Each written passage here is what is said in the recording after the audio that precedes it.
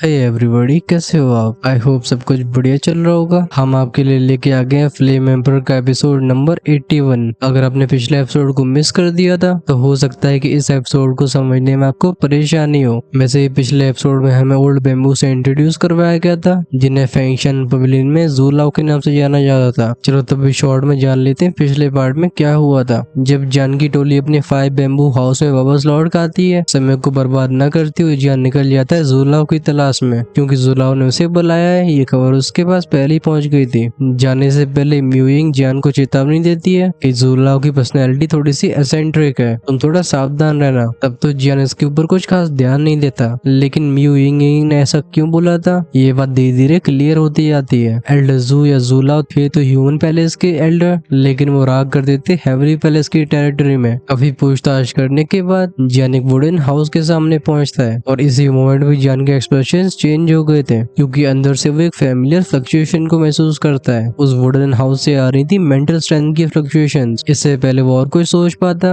ज़ूलाओ की wooden house से आवाज बाहर आती है। ये आवाज अपने साथ ऐसे प्रेशर को लाई थी जिसने जान को वहीं पे फ्रीज कर दिया होता है। अच्छी बात है कि ज़ूलाओ जान को हार्म नहीं करना चाहते थे। वेल, पिछला एपिसोड काफी अप्स एंड डाउन से भरा हुआ था, जिनकी डिटेल्स पूरे एपिसोड को देख के ही समझी जा सकती है। बेसिकली ज़ूलाओ थे एक बैटल फॉर्मेशन मास्टर, और वो जान को अपना शिष्य बनाना चाहते थे, लेकिन क्योंकि जान के पास पहले मास्टर होते हैं तो वो रिजेक्ट कर देता है। लेकिन ज़ूलाओ कहते हैं अगर तुम 20 साल के अंदर दोषिया लेवल पे पहुंच जाते हो तो तुम्हें मुझे मास्टर नहीं कहना होगा, और तुम मेरी फॉर्मेशंस को भी लगातार सीख पाओगे। इस ऑफर को जान रिजेक्ट नहीं कर पाता और बन जाता है ज़ूलाओ का चेला। फिर गिफ्ट के रूप में ज़ूलाओ ने जान को एक बैटल फॉर्मेशन स्क्रोल चूज करने दिया था। जान एक सिल्वर स्क्रोल को चुनता है। जैसे उसने स्क्रोल से कांटेक्ट किया था, जान को अपने निवान पैलेस में फ्लक्चुएशंस महसूस होती है। ये थी फॉर्मेशन कोर की फ्लक्चुएशन। चलो हम यहीं से आगे स्टोरी को कंटिन्यू करते हैं। अपनी सी ऑफ कॉन्शियसनेस को सेंस करके जियान कहता है फॉर्मेशन कोर मेरे निवान पैलेस में पहुंच गया है। बेसिकली निवान पैलेस वो जगह होती है जहाँ पे उसकी मेंटल स्ट्रेंथ स्टोर होती थी, और सी ऑफ कॉन्शियसनेस होता है वो स्पेस जहाँ जान की स्पिरिचुअल और मेंटल स्ट्रेंथ इकट्ठी होती थी, और ये जगह होती है उसके माइंड में। तभी उसे एक और चीज रियलाइज होती है। वो कहता है चीज ऐसे रिएक्ट कर रही है जैसे ऐसे मेरे डिवाइन इंस्क्रिप्शन का डर हो। जान को इस तरीके से थमते हुए देख एल्डर ज़ू पूछते हैं क्या हुआ, क्या तुमने सिल्वर फॉर्मेशन को ऑब्जर्व कर लिया? अब क्योंकि वो एल्डर ज़ू का चेला बन ही चुका था तो वो उनसे कुछ छिपाता नहीं है। वो कहता है ऑब्जर्व कर लिया? नहीं नहीं, अभी ऐसा नहीं हुआ है। ये सिल्वर फॉर्मेशन स्कूल मेरे निवान पैलेस में लटका हुआ है। जान की बात को सुनकर एल्डर ज़ू के चेहरे के रंग उड़ जाते हैं। उनके चेहरे पे गुस्सा और डिसबिलीफ दोनों दिखाई देते हैं। वो कहते हैं क्या तुम मुझसे ये मत कहना कि तुम अपने कोर इंस्क्रिप्शंस को कंडेंस कर चुके हो। एक दो फॉर्मेशन मास्टर को ढूंढना वैसे ही बहुत ज्यादा डिफिकल्ट होता है। हम इस चीज को ऐसे समझ सकते हैं कि इस पूरे ज़ुआन सेंटियन के अंदर एल्डर ज़ू अकेले बैटल फॉर्मेशन मास्टर है, और अगर ये दो फॉर्मेशन मास्टर बैटल फॉर्मेशंस को सीखना चाहता है तो उसे अपने निवान पैलेस के अंदर एक कोर इंस्क्रिप्शन को कंडेंस करना होगा। ये चीज इतनी ज्यादा जरूरी होती है कि इससे पूरा बैटल फॉर्मेशन मास्टर का बेस टिका होता है। जिस तरीके से कल्टिवेटर्स के लिए उनका चीफ मेथड होता है, उसी तरीके से बैटल फॉर्मेशन मास्टर के लिए कोर इंस्क्रिप्शन होती है। अगर कोई बैटल फॉर्मेशन मास्टर गलती से अपनी कोर इंस्क्रिप्शन को कंडेंस करने में कमजोरी दिखा देता है तो उसका भविष्य तबाह हो सकता है। एक नई इंस्क्रिप्शन को क्रिएट करना ये बिल्कुल नामुमकिन स्तर की बात है। एल्डर ज़ू के चेहरे पे ऐसा एक्सप्रेशन का आना ये काफी नॉर्मल था। एल्डर ज़ू गहरी सांसें लेने के बाद बोलते हैं लड़के लगता है तो ये मुझे परेशानी में डालने की आदत है। जब जैन उस बैटल फॉर्मेशन मास्टर के बारे में सोचता है जैसे उसने डिवाइन मूवमेंट कोर इंस्क्रिप्शन दी थी, तो जियान भी हेल्पलेस फील करता है। वो कहते हैं एल्डर ज़ू मेरे पास और कोई चॉइस नहीं थी। उसके निवांग पैलेस में कोर इंस्क्रिप्शन स्पेशल सर्कमस्टेंसेस में बनी है। वो पूरी सिचुएशन को बिल्कुल कंट्रोल नहीं कर सकता था। फाइनली ज़ूलाओ एक एंटिसिपेशन से भरी आवाज में कहते हैं तो चलो मैं भी देखना चाहूंगा कि तुमने कैसे ही कोर इंस्क्रिप्शन कंडेंस करी है। जियान नोट करके तुरंत ही अपनी आंखें बंद कर लेता है। जैसे उसने डिवाइन इंस्क्रिप्शन में फोकस किया था उसके फोरहेड में से एक सफेद रोशनी बाहर आने लगती है। धीरे धीरे पूरा वुडन हाउस उस जेंटल व्हाइट एनर्जी से भर गया था। जान की मेंटल पावर को देख के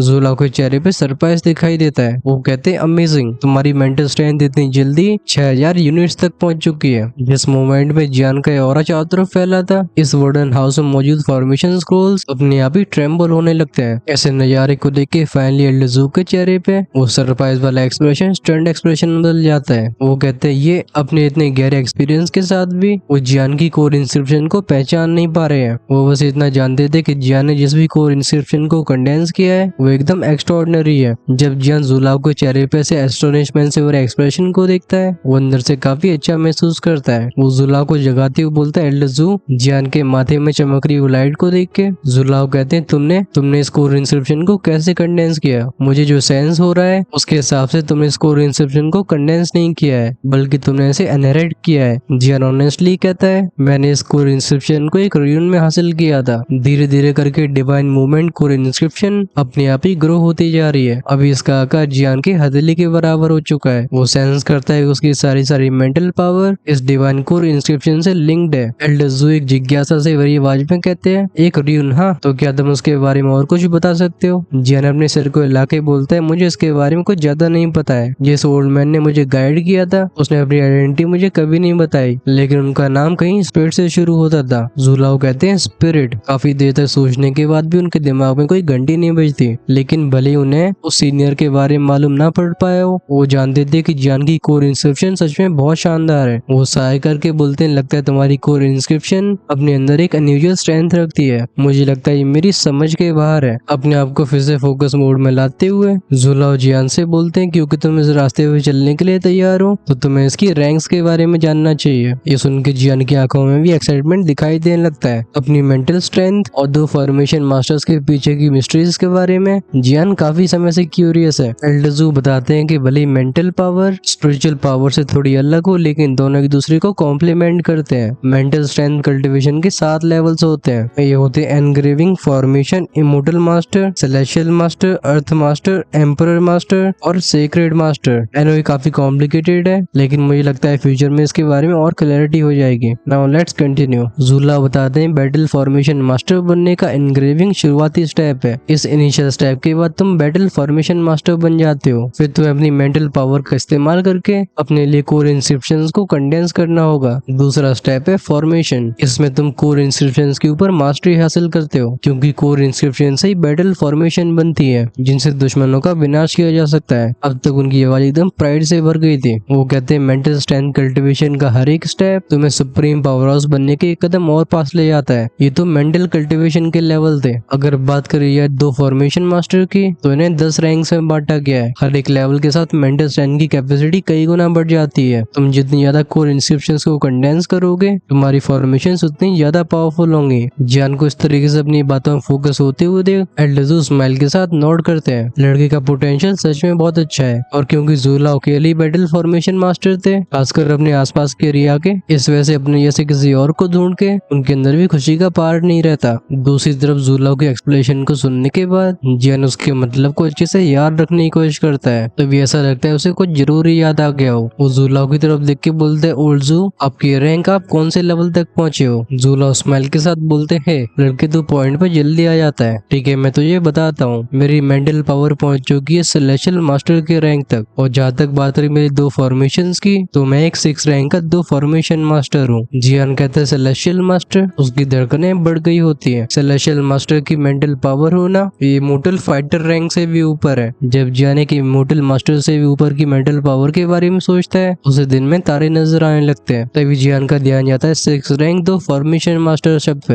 ये जियान को और भी गहरा शौक देता है क्योंकि एक 6 रैंक का 2 फॉर्मेशन मास्टर उस लेवल की फॉर्मेशंस को बना सकता है जिसके सामने 2 लेवल के एक्सपर्ट्स को भी जूझना पड़ेगा। जियान अपने चेहरे से अमेजमेंट को छिपा नहीं पा रहा था। उसे समझ में आता है कि भले उसने जुलाओ को कितना भी ओवर एस्टिमेट किया हो तब भी उसने उन्हें हल्के में ले लिया है। जियान के चेहरे के स्टैंड एक्सप्रेशन को देख के जुलाओ एक चीकी स्माइल के साथ बोलते हा यंग मैन क्या हुआ, क्या तुम सरप्राइज हो गए? जियान कहते हैं ओल्डजू आपकी सेलेशियल मास्टर की मेंटल पावर को देखते हुए कई 2 लेवल के एक्सपर्ट्स को भी आपके सामने अपना सिर झुकाना पड़ेगा। हालांकि उसे शुरुआत से जुलाओ बहुत ही मिस्टीरियस लग रहे थे लेकिन उनकी असलियत जान के जियान समझ पाया है कि इस पतले से शरीर के अंदर एक मॉन्स्टर्स लेवल की स्ट्रेंथ छिपी हुई है। जुलाओ कहते हैं अगर किसी की mental strength immortal master rank तक पहुंच जाती है तो वो हाफ इमोर्टल लेवल के वॉरियर से फाइट कर सकता है लेकिन जैसे किसी की मेंटल पावर सेलेशियल मास्टर में ब्रेक थ्रू करती है वो सीधा 2 इमोर्टल्स का सामना कर सकता है। भले मैं 1 या फिर 2 स्टार 2 इमोर्टल को हरा ना पाऊं लेकिन मुझे उन्हें रोकने में कोई परेशानी नहीं होगी। अभी तक जियान जिसकी आंखों में एकदम दिल बन चुके थे वो कहता है बैटल फॉर्मेशन मास्टर सच में टेरिफाइंग होते हैं। ऑल्दो जुलाओ की स्ट्रेंथ बस 9 स्टार 2 दिखी थी लेकिन उनका 2 फॉर्मेशन मास्टर लेवल उन्हें 2 जियान के बराबर जाके खड़ा कर देता है। जियान की आंखों में उस एडमिरेशन को देख के जुला और खुश हो जाते हैं। वो कहते हैं तुम्हारे पास एक्सेप्शनल पोटेंशियल है। अगर तुम डेडिकेशन के साथ काम करते रहते हो तो एक दिन तुम्हारी अचीवमेंट्स मुझसे भी आगे निकल जाएंगी। जियान हाथ कप करके बोलता है टीचर थैंक यू। फाइनली जियान का ध्यान वापस से लौटा है उस कोर इंस्क्रिप्शन के ऊपर जिसका कोर उसके निवान पैलेस में रेस्ट कर रहा था। अभी जुलाव कहते हैं तुम्हारी कोर इंस्क्रिप्शन काफी अनयूजुअल है। जब जब मैं इसकी गहराई नापने की कोशिश करता हूँ एक अजीब सी फोर्स मुझे बाहर निकाल देती है। ऐसा लगता है इसमें सागर जैसी गहराई हो। ये सुन के जियान को रून्स याद आते हैं जहाँ उसका सामना उस ओल्ड मैन के अवतार से हुआ था। जियान जुलाव से बोलता है उस एल्डर ने मुझसे कहा था कि मेरी कोर इंसेप्शन अभी पूरी नहीं है, ये पूरे पार्ट का बस एक चौथा ही हिस्सा है। जियान की बात को सुन के जुलाव एक गहरी सोच में चले जाते हैं। ये सीन चलता रहता है कुछ और सेकंड्स तक, फिर बिना किसी वार्निंग के उन्होंने अपनी आंखें बंद कर ली थी और इसी के साथ फैलती एक टेरिफाइंग रिपल। ये रिपल अपने साथ मैसिव मेंटल स्ट्रेंथ को कैरी कर रही थी। कुछ पलों तक इंटेंस फोकस के बाद जुला एक हल्की स्माइल के साथ अपनी स्ट्रेंथ को वापस ले लेते हैं। वो कहते हैं तुमने सही बोला, तुम्हारी कोर इंस्क्रिप्शन अभी इनकम्प्लीट है, लेकिन तुम उसके बारे में चिंता नहीं करनी चाहिए। ये तुम्हारी कल्टिवेशन को नहीं रोकने वाली। कुछ समय के बाद मैं तुम्हें इसका पूरा पोटेंशियल इस्तेमाल करना सिखाऊंगा। जियान फिर से सामने की तरफ रिस्पेक्टफुली बाव करता है। जब वो जियान की मेंटल पावर को सेंस कर रहे थे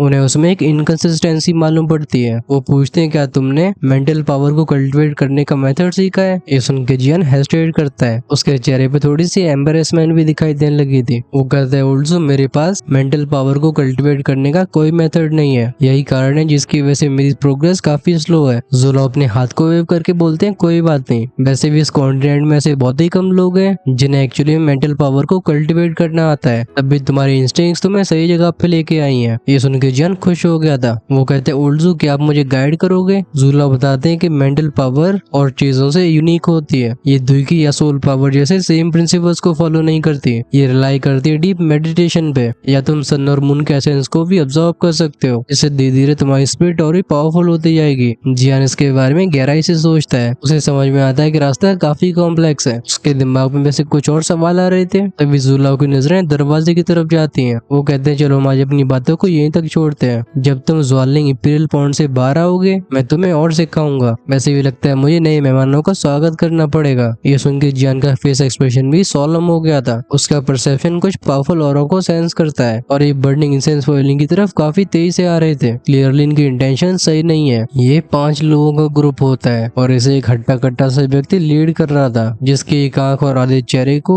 एक पुराना घाव ढक रहा था। इस बंदे का ऑरा काफी फियर्स था। वो कहता है क्या ये वही जगह है? एक फॉलोवर कहता है 6 प्रिंस जो 3 लोग हमारे ज्वालिंग रॉयल फैमिली के इंपीरियल पॉइंट में जाने वाले हैं वो इसी जगह से आते हैं। वो बंदा जिसे 6 प्रिंस कहा जा रहा था वो एक कंटेम्प्ट से भरी आवाज में कहता है मतलब नीचा दिखाते हुए क्योंकि हम यहाँ से निकल ही रहे हैं तो चलो उन्हें भी साथ में ले जाते हैं। उसे इस फैक्ट के ऊपर भरोसा करने में परेशानी हो रही थी कि पॉइंट स्प्लेंडरिंग कंपटीशन के टॉप 3 रैंकर्स एक्चुअली ज्वालिंग फैमिली की जगह पे बर्निंग इंसेंस पवेलियन को चूज कर रहे हैं। और उससे भी ज्यादा बड़ी बात ये होती है कि इन तीनों को ज्वालिंग रॉयल फैमिली के इंपीरियल पॉइंट में डुबकी मारने का मौका मिलेगा। हमें ये समझना चाहिए कि ज्वालिंग रॉयल फैमिली की रॉयल लिनेज होती है उसे भी इंपीरियल पॉइंट को एंजॉय करने का आसानी से मौका नहीं मिलता। अगर वो उसका लाभ उठाना चाहते हैं तो उन्हें ज्वालिंग फैमिली के लिए कंट्रीब्यूट करना पड़ता है। दूहे जो कि ज्वालिंग रॉयल फैमिली का 6 प्रिंस था, इसकी स्ट्रेंथ होती है 5 स्टार दूधी की। लगता है इस बंदे ने काफी समय अपनी फैमिली से बाहर व्यतीत किया है, इस वजह से उसे ज्वालिंग रॉयल फैमिली के डायनामिक्स मालूम नहीं होते। वो कहते हैं आखिर ये कैसे लोग हैं और इनकी ज्वालिंग रॉयल फैमिली से 3 क्वालिफिकेशन मांगने की हिम्मत कैसे हो गई। 6 प्रिंस के पीछे खड़ा बंदा बोलता है जो कि इसका गार्ड होगा। 6 प्रिंस इन तीनों ने इनकॉर्स फॉरेस्ट के अंदर ट्विन गोस्ट टेम्पर के खिलाफ जीत हासिल करने में अहम रोल निभाया था। इस वजह से कहा जा सकता है कि इन तीनों के पास सिग्निफिकेंट कंट्रीब्यूशन पॉइंट्स है और इनके कंट्रीब्यूशन को 9 सुपर सेक्स भी डिनाई नहीं कर सकते। डूहे कहता है ऐसे फर्क नहीं पड़ता, चलो अंदर जाते हैं। फिर वो तुरंत ही अपने बैटल ऑरे को रिलीज कर देता है। इस 6 प्रिंस को मनचाहा बर्ताव करते हुए देख उसके गार्ड के चेहरे पे हॉरर अपीयर होता है। वो कहता है 6 प्रिंस ऐसा बिल्कुल नहीं कर सकते, इन सेक्स के ऊपर का आसमान बिल्कुल फॉरबिडन है। अगर आप फोर्स का इस्तेमाल करके अंदर जाने की कोशिश करते हो तो फिर भले आप ज्वालिंग रॉयल फैमिली के 6 प्रिंस हो, आपको एलिमिनेट करने के इनके पास सफिशिएंट रीजंस होंगे। ये सुन के दूहे अपनी वॉइस से कोड लेता है। वो कहता है ये इतना परेशानी से भरा क्यों है। वो ऑब्जर्व करता है उस बैरियर को जो कि पूरे बर्निंग इंसेंस पवेलियन को प्रोटेक्ट करता है। दूहे को उसमें ऐसी डेंजरस सेंसेशन फील होती है। लगता है उसका गार्ड सही कह रहा था। एक दूसरा अंगरक्षक बोलता है 6 प्रिंस चलो इसे भूल जाते हैं, वैसे भी बर्निंग इंसेंस पवेलियन का कोई एक्सपर्ट उन तीनों को ज्वालिंग फैमिली लेके जाएगा, हमें इसमें इंटरफेयर नहीं करना चाहिए। आखिरकार हमारी ज्वालिंग रॉयल फैमिली और और बर्निंग सेंस पवेलियन के बीच में रिलेशनशिप अच्छा नहीं है। दूसरा अंगरक्षक भी बोलता है हाँ हमें इसमें ज्यादा इन्वॉल्व नहीं होना चाहिए, लेकिन लगता है इस दूही की खोपड़ी थोड़ी घूमी हुई थी। वो कहता है क्योंकि हम यहाँ पहुंच ही गए हैं तो फिर खाली हाथ कैसे लौट सकते हैं। वो पहला वाला अंगरक्षक फिर से बोलता है लेकिन आपको किंग ज्वालिंग का टेम्परामेंट तो पता ही है, अगर हमारे यहाँ से चीज गड़बड़ हो जाती है बार बार अपने गार्ड्स के द्वारा रोके जाने की वजह से दूहे थोड़ा फ्रस्ट्रेट हो जाता है। वो कहता है इनफ, यहाँ पे मेरी चलती है। उसका वो गार्ड समझ जाता है कि उसकी बातों का कोई फायदा नहीं होने वाला। वो मन ही मन में कहता है लगता है सिक्स प्रिंस किंग ज्वालिंग के सपोर्ट को हासिल करने के लिए कुछ ज्यादा ही डेस्परेट है, लेकिन तुम्हारे ऐसे प्रिंस जिसकी स्ट्रेंथ बस 5 स्टार दूध ही लेवल की है वो बर्निंग एसेंस पवेलियन को हिला नहीं सकता है। उसने पहले से ही बर्निंग एसेंस पवेलियन को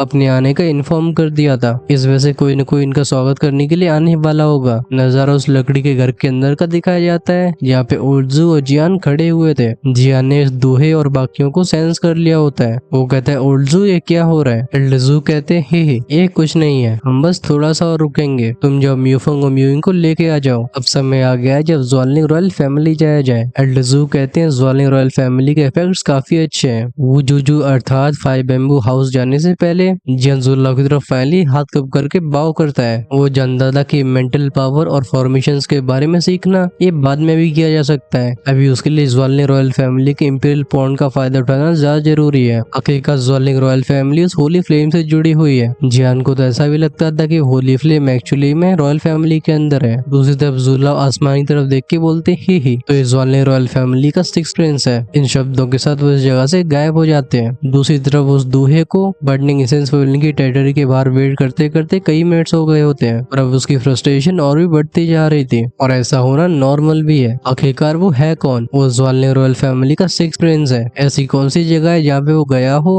और उसका स्वागत करने के लिए लाइन न लगी हो? उसने आखिर ऐसी बेइज्जती का कब सामना किया है? उसके पीछे खड़ा वो गार्ड साई करके बोलता है लगता है हमारी लंबे समय तक बाहर रहने की वजह से हमें बर्निंग एसेंस पवेलियन और ज्वालिंग रॉयल फैमिली के बीच की डायनामिक्स के बारे में पता नहीं है, क्योंकि कुछ सालों पहले चीजें इस तरीके से नहीं थी। 1-2 मिनट्स के बाद लगता है दूहे का सब्र का बांध टूट गया था। वो कहता है बर्निंग एसेंस पवेलियन आखिर तुम मेरा स्वागत करने के लिए क्यों नहीं आ रहे हो? उसने अपनी आवाज में दूकी को भी शामिल किया था, इस वजह से पूरी बर्निंग एसेंस पवेलियन की टेरिटरी में गूंजती है। इसी मोमेंट पे दूही के कानों में चारों तरफ से एक आवाज जाती है। वो आवाज कहती ही तभी मैं कहूँ कि कौन है तो इस ज्वालिंग रॉयल फैमिली का सिक्स प्रिंस है। ये सुन के अचानक से दूही की रीढ़ की हड्डी में चिल फैल गई थी। वो चारों तरफ देखने के बाद भी समझ नहीं पा रहा था कि आवाज आखिर कहाँ से आ रही है। फाइनली वो समझ जाता है कि जो भी इस आवाज का मालिक है उसकी स्ट्रेंथ काफी टेरिफाइंग लेवल तक चली गई है। कुछ सेकंड्स के बाद दूही के सामने का स्पेस रिपल हुआ था, उसमें से एक प्लेन क्लोथ में ओल्ड मैन बाहर आता है। वो कहता है ज्वालिंग रॉयल फैमिली के लोगों को यहाँ पे कोई स्वागत नहीं करेगा, मुझे बताओ क्या तुम मेरे हाथों से मरना चाहते हो या तुम खुद करोगे? इस ओल्ड मैन की आवाज के साथ दूहे और उसके फॉलोअर्स के दिलों में एक डीप फियर भर गया था। सभी बिना हेजिटेशन के मुड़ के भागना शुरू कर देते हैं, लेकिन जैसे ओल्ड मैन अपने हाथ को वेव करता है दूहे के सामने का स्पेस ब्लॉक हो जाता है। दूहे दांती मीस के बोलता है डैम इट, लगता है हम सच में एक डिजास्टर में फंस गए हैं। उसके अंगरक्षक एक बार एक दूसरे की आंखों में देखने के बाद फाइनली दूहे से कहते हैं सिक्स प्रिंस आप जाओ, हम तब तक इस ओल्ड मैन का रास्ता रोकते हैं। भले ही दूहे को लालच के अलावा और कुछ दिखाई ना देता हो, लेकिन तभी वो ज्वालिंग रॉयल फैमिली का प्रिंस है, उसकी जान को कुछ भी नहीं होना चाहिए। जब नीचे से जियान आसमान के ऐसे सीन को देखता है उसकी आंखें भी फ्लिकर होती है। वो कहता है लगता है जुला और ज्वालिंग रॉयल फैमिली के बीच का रिलेशनशिप और भी खराब है। अभी तक म्यूफंग और म्यूविंग भी उसके पास आ गए थे। वहीं पे जब आसमान में दूही को लगता है कि भागने का कहीं मौका नहीं बचा, वो चिल्ला के बोलता है एल्डर क्या बर्निंग एसेंस पवेलियन के लिए मेरे जैसे जूनियर को इस तरीके से बुली करना सच में शोभा देता है? क्या आपको डर नहीं कि अगर ये बात फैलती है तो लोग बर्निंग एसेंस पवेलियन के ऊपर हंसने वाले हैं? जब ये शब्द जुलाओ के कानों में जाते हैं उनके चेहरे पे केयरफ्री स्माइल आती है। वो कहते हैं हाँ ये तो मैं तुम्हारे पिता से सीखा हूँ। फाइनली एल्डरजू किलिंग इंटेंट से भरी आवाज में कहते हैं तुम बिना अथॉराइजेशन के हमारी बर्निंग एसेंस पवेलियन की टेरिटरी में आए, लगता है तो हमारे सेक्ट के सीक्रेट्स चुराना चाहते हो, क्या ये रीजन काफी नहीं है? बिना हेजिटेशन के जुलाओ अपने हाथ को वेव करते हैं, तुरंत ही एटमोसफेयर में चेंज होता है। नेचुरल एनर्जी एक बड़ी लाइट बीम में कंडेंस होके सिक्स प्रिंस की तरफ शूट हो जाती है। ये एनर्जी बीम सच में ओवरवेलमिंग होती है, जहाँ जहाँ से गुजर रही थी स्पेस टूटता जाता है। ऐसा लगता है इसकी टेरिफाइंग पावर को स्पेस संभाल नहीं सकता और इस बीम के प्रेशर की वजह से दूहे महसूस करता है कि उसके आसपास का स्पेस जम चुका है, जैसे उसके चेहरे का टेरर और बढ़ गया था। वो तुरंत ही अपनी पूरी ताकत ला के अपनी दूकी को सर्कुलेट करने की कोशिश करता है, लेकिन वो पाता है कि एक अजीब सी एनर्जी उसकी दूकी को सप्रेस कर रही है। दूहे कहता है ये क्या चीज है? लगता है उस इनविजिबल एनर्जी को सेंस करके उसके एक अंगरक्षक के दिमाग में पुरानी यादें फ्लैश होती हैं। वो कहते हैं डैम इट, ये वही है undefeated God of war ashes. तुरंत ही उसके सभी साथियों के चेहरे से रंग उठ जाते हैं। जस्ट एनर्जी दूहे से टकराने वाली थी, उसके चारों गार्ड्स फाइनली उसके सामने आ जाते हैं। चाहे भले ही आज उनकी जान चली जाए, लेकिन वो अपने सामने सिक्स प्रिंस को मरने नहीं दे सकते। ये अटैक गार्ड से कांटेक्ट करने वाला था। इसी मोमेंट में बर्निंग हेवन टेरिटरी के ऊपर के एरिया में किसी की हंसने की आवाज गूंजती है। आवाज कहती ही तो क्या अनडिफीटेड गॉड ऑफ वॉर नौजवानों के साथ इस तरीके से बर्ताव करते हैं, क्लियरली आपके स्टेटस से मैच नहीं करता है। ये आवाज आसमान में गूंजी थी, तभी दूहे के बगल में एक इल्यूजरी फिगर मेटेरियलाइज होता है। ये और कोई नहीं बल्कि किंग ज़ुआनलिंग था। इस इल्यूजरी फिगर को देख के ज़ूलाओ हंस के बोलते हैं, हे किंग ज़ुआनलिंग, हमें मिले काफी समय हो गया। साफ तौर पे ज़ूलाओ ने प्रिंस दूही के अंदर कुछ स्पेशल सेंस किया था, वरना ज़ूलाओ जो कि बर्निंग एसेंस पवेलियन को रिप्रेजेंट कर रहे हैं, वो ज़ुआनलिंग रॉयल फैमिली के प्रिंस के ऊपर इतनी आसानी से हमला नहीं करते। भले ज़ूलाओ की हंसी काफी वार्म हो, लेकिन पहचानने वाले इन शब्दों में एक छिपी हुई दुश्मनी को पहचानते हैं। यू यिंग जो कि जियान के बगल में खड़ी होती है, वो उससे पूछती है, जियान एल्डर ज़ू डायरेक्टली क्यों इंटरवीन कर रहे हैं? यू यिंग के हिसाब से इस लेवल के पावर हाउस को रोकने के लिए ज़ूलाओ जैसे सीनियर मेंबर को जानने की कोई खास जरूरत नहीं थी। जियान कहता है बर्निंग एसेंस पवेलियन के अंदर ज़ूलाओ सबसे पावरफुल एक्सपर्ट्स में से एक है। भले ही उनका टेम्परामेंट प्राउड हो, लेकिन उनके एक्शन लेने के पीछे कोई न कोई कारण होगा। मीफोंग हंस के बोलता है, इन्हें एल्डर बेम्बू कहा जाता है। अगर पवेलियन मास्टर और एल्डर काउंसिल को छोड़ दिया जाए तो ज़ूलाओ की अथॉरिटी सबसे ज्यादा है। ये सुन के जियान मीफोंग को क्यूरियोसिटी के साथ देखने लगता है। आखिर मीफोंग को बर्निंग एसेंस पवेलियन के बारे में इतना कुछ कैसे पता हो सकता है? अपने ऊपर इन अजीब सी नजरों को सेंस करके मीफोंग कहता है, मेरे पुराने मेंटोर इस बर्निंग एसेंस पवेलियन के एल्डर रहे हैं। फाइनली जियान के दिमाग में चीजें क्लिक करती हैं। वो कहता है तभी मैं कहूँ। यूइंग कहती है, लगता है आसमान में कंसंट्रेशन होने वाली है। वो अपनी आंखों की एक्साइटमेंट को छिपा नहीं पाती। ज़ूलाओ कहते हैं, आज का एक कॉन्फ्लिक्ट तुम्हारे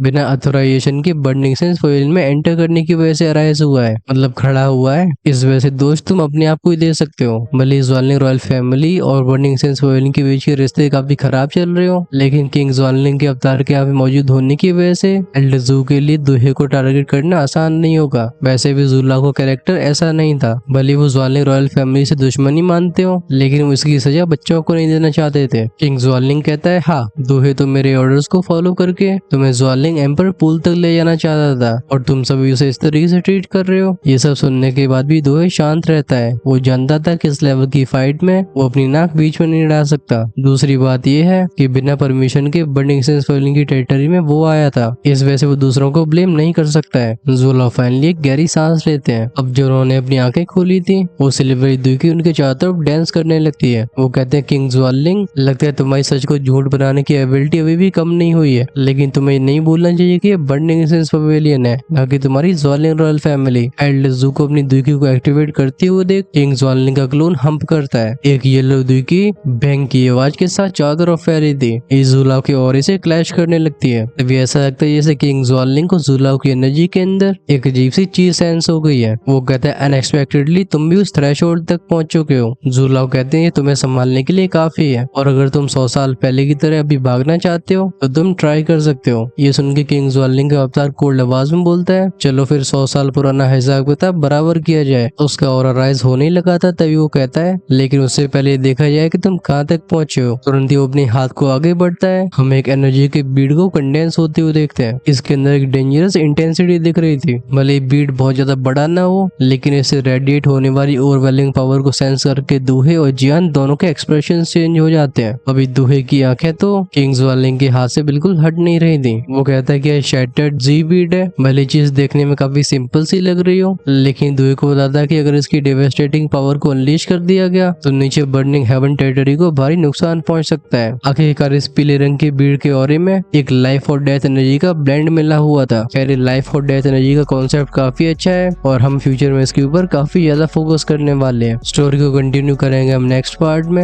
आई होप आपको ये एक्सप्लेनेशन पसंद आई होगी। उसमें हम इस बीड के बारे में तो जानने ही वाले हैं, साथ में किंग ज़ुआनलिंग के क्लोन को किस तरीके से खदेड़ा जाएगा वो देखना भी काफी इंटरेस्टिंग होगा। फिर जियान की टोली ज़ुआनलिंग रॉयल फैमिली जाएगी, और ज़ुआनलिंग सिटी में कौन कौन से सरप्राइजेस जियान का वेट कर रहे होंगे, उन्हें जानने के लिए आप चैनल को सब्सक्राइब करके बेल आइकन के बटन को ऑन करके रखो, जिससे रिलीज होती ही वीडियो सबसे पहले आपके पास पहुंचे। जिनसे नेक्स्ट पार्ट का वेट नहीं होता है, वो मेंबरशिप का पार्ट बन के अर्ली एक्सेस के फीचर को एंजॉय कर सकते हैं। हम जैसे ही शाम को नेक्स्ट एपिसोड को प्रिपेयर करते हैं, वो सारे मेंबर्स के लिए अवेलेबल हो जाता है। ज्वाइन का ऑप्शन मिलेगा चैनल की होम पेज पे। अगर आपके पास एपिसोड्स को बेटर बनाने की कोई सजेशंस हो तो उन्हें कमेंट्स में लिखना मत भूलना, जिससे हम साथ में इम्प्रूव कर पाए। चलो हमारा मिलना हुआ नेक्स्ट पार्ट में। Until then take care, tata, bye bye.